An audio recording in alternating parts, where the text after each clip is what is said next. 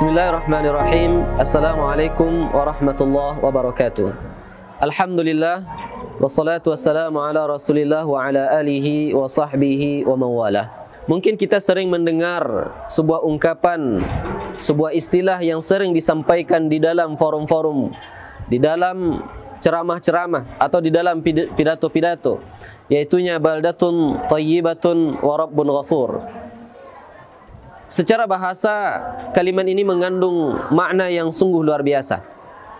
Baldatun thayyibatun bermakna negeri yang sejahtera, negeri yang baik. Wa rabbun ghafur, kemudian Tuhan memberikan ampunan, Allah Subhanahu wa taala memberikan rahmat ampunan kepada penduduknya. Namun pernahkah kita mengetahui dari mana sumber atau ungkapan ini? Ternyata ini merupakan pujian Allah Subhanahu wa taala kepada kaum Saba, yang mana saat itu Allah Subhanahu wa taala memberikan keberkahan yang luar biasa kepada kaum Saba. Maka Allah Subhanahu wa taala menjadikan negeri Saba ketika itu baldatun thayyibatun wa rabbun ghafur, sebuah negara, sebuah negeri yang menjadi perumpamaan dari negeri yang sangat-sangat luar biasa, negeri yang madani. Kaum muslimin, jika seandainya kita berbicara tentang kaum Saba, maka fikiran pertama kita akan tertuju kepada seorang ratu, yaitunya Ratu Bilqis, yang hidup sezaman dengan Nabi Sulaiman. Ketika Nabi Sulaiman mendakwahi Ratu Bilqis, maka ketika itulah Ratu Bilqis mengajak kaumnya untuk menyembah tauhid, menyembah Allah Subhanahu wa taala. Maka ketika itu Allah Subhanahu wa taala memberikan keberkahan yang luar biasa kepada kaum Saba. Bahkan di dalam surat Saba tersebut diceritakan Allah memberikan karunia yang besar kepada rakyat atau kaum Saba ketika itu dengan jannatani ayyamini wa shimal. Allah memberikan keberkahan dua kebun di kanan dan di kiri, dan dari dua kebun tersebutlah mereka hidup bahagia, hidup dengan kesejahteraan dari segi sosial dan dari segi ekonomi.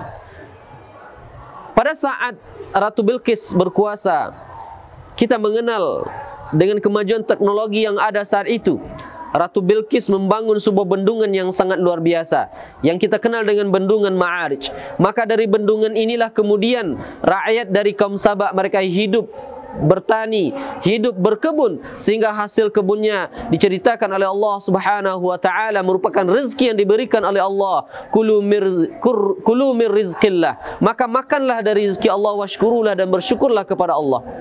Kaum muslimin, para ulama tafsir ketika menjelaskan tentang bagaimana keadaan kaum Saba ketika itu, bagaimana keadaan dua kebun yang saat itu dikaruniakan oleh Allah kepada kaum Saba, Imam Al-Qurtubi di dalam tafsirnya menjelaskan bahwasannya kaum Saba ini diberikan dua taman, dua kebun yang di sana lengkap buah-buahannya, bahan makanan dan lain-lain sebagainya, dan itu jauh dari segala hama, jauh dari segala penyakit.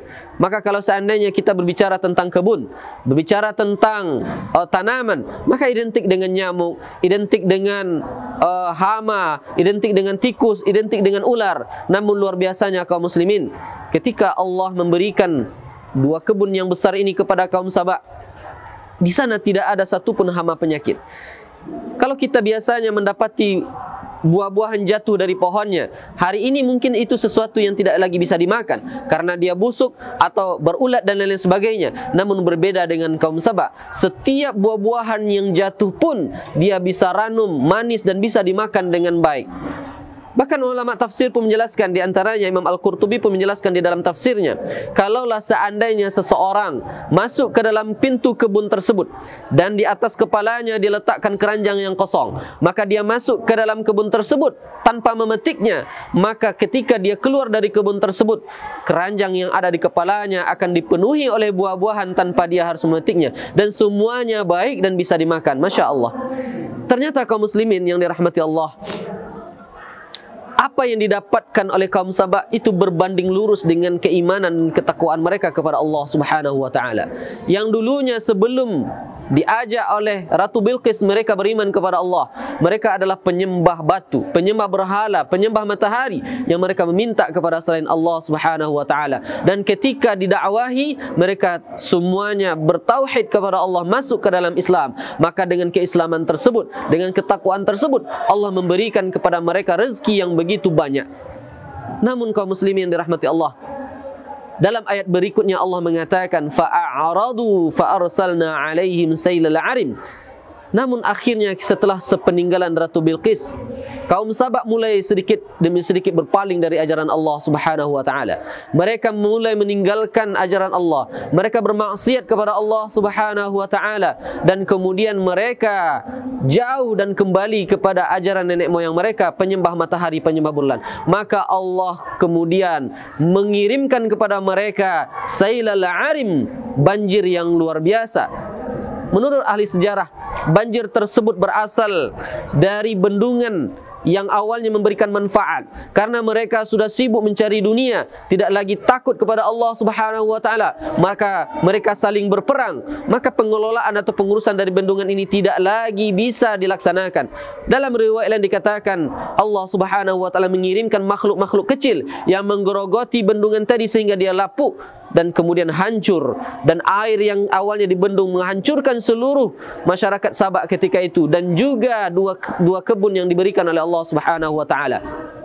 Dan luar biasanya lagi, semuanya berubah menjadi hal yang sangat berbeda. Dua kebun yang luar biasa tadi tidak lagi bisa dimanfaatkan. Allah tumbuhkan dengan tumbuhan lagi, namun tumbuhan yang berbuah pahit dan tidak bisa dimanfaatkan, sehingga mereka keluar meninggalkan negeri mereka. Kaum muslimin yang dirahmati Allah Subhanahu wa taala, ini adalah pelajaran yang luar biasa bagi kita, bahwasanya sesungguhnya Allah Subhanahu wa taala akan memberikan kerahmatan, akan memberikan keberkahan kepada suatu negeri ketika mereka beriman dan bertakwa kepada Allah Subhanahu wa taala. Bukankah Allah Subhanahu wa taala mengatakan, "Walau anna 'alal qura amanu wattaqau la fatahna 'alaihim barakatin minas sama'i wal ard." Ketika suatu penduduk negeri beriman dan bertakwa kepada Allah, Allah akan bukakan pintu keberkahan dari langit dan bumi. Dan salah satu keimanan dan ketakwaan itu kita melihat pada hari ini, anak-anak kita menghafal Al-Quran, mereka hidup di dalam lingkungan yang luar biasa, dipenuhi dengan keimanan dan ketakwaan. Mudah-mudahan apa yang hari ini kita lakukan, apa yang hari ini kita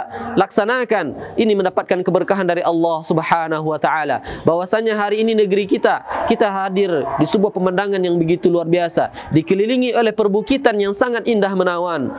Ada air terjun, dan semuanya merupakan rahmat dan karunia dari Allah Subhanahu wa taala. Mungkin ini merupakan keberkahan dari Allah Subhanahu wa taala di saat kita masih peduli dengan agama ini, di saat kita masih memperhatikan akidah dan keyakinan anak-anak kita. Namun kaum muslimin yang dirahmati Allah, kalaulah seandainya hari ini kita lalai, kita tidak tahu apa yang akan terjadi dengan generasi kita 10 tahun yang akan datang, 20 tahun yang akan datang. Bisa saja mereka beriman kepada Allah, dan bisa saja mereka kembali jauh kepada Allah Subhanahu wa taala. Tiada lagi rasa, tiada lagi dan upaya kecuali Allah Subhanahu wa taala. Ketika suatu kaum telah menjauh darinya, Allah pasti akan menghukum. Allah akan pasti mengirimkan ujian dan bala kepada mereka. Namun kaum muslimin yang dirahmati Allah Subhanahu wa taala, kita berdoa kepada Allah, semoga hadirnya anak-anak kita di sini, mereka menghafal Al-Quran, mereka salat malam, mereka melaksanakan aktivitas mereka sesuai dengan aturan-aturan Allah Subhanahu wa taala. Semoga ini membawa keberkahan bagi negeri kita, semoga ini membawa kemajuan bagi negeri kita, baik dari segi sosial, dari segi ekonomi. Dan Allah Subhanahu wa taala telah berjanji, ketika masyarakat suatu kampung, suatu negeri beriman kepada Allah, Allah akan bukakan pintu keberkahan yang luar biasa kepada mereka. Maka mudah-mudahan ini merupakan langkah awal menciptakan nagari yang madani. Mudah-mudahan apa yang kita sampaikan ini bermanfaat. Saya mohon maaf jika ada kesalahan dan kekhilafan. Subhanakallahumma bihamdika asyhadu an la ilaha illa anta astaghfiruka wa atubu ilaik. Assalamualaikum warahmatullahi wabarakatuh.